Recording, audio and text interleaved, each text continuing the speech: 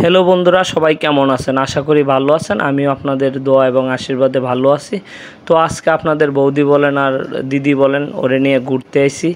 তো ঘোরাঘুরি করতে এসে ভালোই লাগতেছে, কিন্তু এই রোদের মাঝে বের হয়েছিলাম বাসা থেকে, কিন্তু সবচেয়ে বড় যে জিনিসটা এবার ব্যতিক্রম যে জিনিসটা দেখতে পাইলাম, প্রতি বছর এই জায়গায় আসি ঘোরাঘুরি করার জন্য, কিন্তু এই বছর আইসা একটা ডিফারেন্ট। কেন মানুষের এত পরিমাণ ভিড় আর এত পরিমাণ মানুষ, যা বলার কোনো ভাষা নেই। আর এটা হচ্ছে যে গাজীপুর জয়দেবপুর রথ মেলায়, ঠিক আছে? আমরাও প্রতি বছর আসি, এবারও আসলাম, কিন্তু এবার মানুষের ধাক্কাধাক্কির জন্য মানে মেলার মাঝে ঢুকার মতো কোনো অবস্থাই নেই। যাই হোক, মেলার মধ্যে ঘোরাঘুরি করতেছি, তো আমার ওয়াইফে মাটির কয়েকটা জিনিস পছন্দ করতেছে।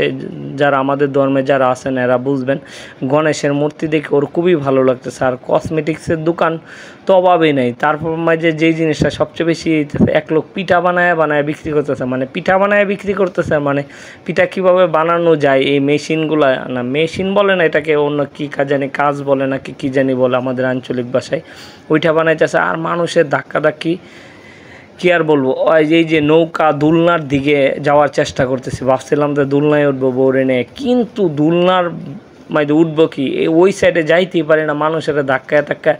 আমি জীবনে কাউরে কোনো দিন ধাক্কা দিই না, ওই মেলার মধ্যে গিয়ে আমিও মানুষের ধাক্কা দিছি। সত্য কথাটা, এটা আপনারা বিশ্বাস করেন আর না করেন। যাই হোক, মেলাতে বাইরে পরে চিন্তা করতেছি কী করা যায়, মানে বের হয়ে না বলতে গেলে পাশে গিয়ে আর কি, গরম লাগতেছে তো প্রচুর। পরে একটু আইসক্রিম খাইলাম, তো আইসক্রিম খাওয়ার পরে কিছুটা ভালো লাগলো, তো আবার একটু ঘোরাঘুরি শুরু করলাম। সামনে গিয়ে দেখলাম যে এক লোক কী জানি একটা বিস্কিট বিক্রি করতেছে, কিন্তু এটা আমি জানি না। আমি জানি যে একটা জিনিসের যদি নাইট্রোজেন যদি থাকে তাহলে ওইটা উড়ে বা ধোয়া উড়ে আর কি। যাই হোক, আমি ওই বিষয়ে এতটা অভিজ্ঞতা না, কিন্তু খুবই ভালো লাগতেছে। অনেকে আবার এই বিস্কুটটা খাইতেছে, কিন্তু আমি খাই নাই, কেন জানি আমার কাছে মনে হয়েছে এটা হয়তো বা শরীরের জন্য ক্ষতিকর। কিন্তু আবার অনেকে মেলার মধ্যে দেখা গেল কি জানেন, অনেকে নিজের শরীরে শক্তি পরীক্ষা করতে থাকে। আরে বাবা রে বাবা রে বাবা রে মারে কি একটা ঘুষি, এটা তো দীক্ষা বয়েই পাইছে। আবার অনেকে আবার মেলার মধ্যে গুলাগুলি করতেছে। গুলাগুলি বলতে গেলে বাস্তবে যে গুলাগুলি এমন গুলাগুলি কিন্তু না, মানে বেলুনের মাঝে গুলি করতেছে আর কি। যাই হোক, মেলার মধ্যে আচার টাচার। আর একটা জিনিস আমি বুঝলাম না, মেলার মধ্যে ছেলেদের জন্য তেমন কোনো কিছুই উঠে না। আর মানে যেই দিকে যাই শুধু মহিলাদের জিনিস, হ্যাঁ উঠছে, ছেলেদের জন্য একটা জিনিস উঠছে। এটা হচ্ছে যে মানে বিয়ে করার পরে, আরে না সরি, মানে রিলেশন করার পরে শেখা খাওয়ার পরে মানে বাঁশি বাজায় না, ওই বাঁশি আর কি, মানে বাঁশি দিয়া মধুর সুরে যে গান গাই ওইটা আর কি। তারপরে তো ভাবলাম যে মেলাটা আসছি দিত পুরাটা মেলা ঘুরি, কিন্তু ঘুরতে গিয়া তো দেখতেছি আরও এক বড় যন্ত্রণা। যাই হোক, পরে আমার বউ বলতেছে তা আসো একটা দুলনা কিনে। আমি বলতেছি পকেটে টাকা নাই, তুমি দুলনার মধ্যে বসবা, যখন টাকা বেশি ইনকাম করতে পারবো তখন দুলনাতে বসে বসে দুইজনে মিলে ছবি তুলবো, ভিডিও করব। হাত পাকা উঠছে, আরও অনেক কিছু উঠছে। তারপরে এই যে ঐতিহ্যবাহী যে আইসক্রিমগুলা, ওই আইসক্রিমগুলো উঠছে। মানে মেলার মধ্যে যাওয়ার পরে আরেকটা জিনিস হচ্ছে, এখানে রথ মেলায় যাওয়ার পরে যেই জিনিসটা দেখলাম, অন্য আদার্স দোকানের অভাব নাই।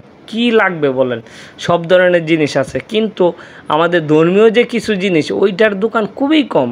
মানে ধরেন 8-10টা দোকান উঠছে, কিন্তু ওই মেলার মাঝে এত বড় বড় মিষ্টি উঠছে, মনে করেন যে এক একটা মিষ্টি 2 কেজি 2.5 কেজি 3 কেজি ওজনেরও মিষ্টি উঠছে।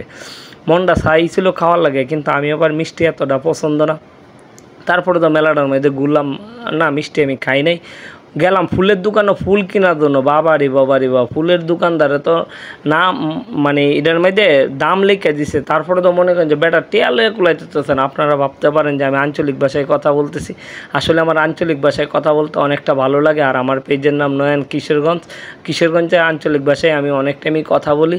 তো আপনাদের কাছে আমার ভিডিওটা কেমন লাগছে অবশ্যই বলবেন। তো পুরাটা মেলা অনেক ঘোরাঘুরি করলাম, দুইজনে মিললে অনেক টায়ার্ড হয়ে গেলাম। এখন চিন্তা করলাম যে এখন তো আবার সন্ধ্যা হয়ে গেছে, এখন আবার বাসায় যাইতে হবে, না হলে আবার অবস্থা খারাপ। কিন্তু বাসায় আসার পরে বাসায় আসার পথে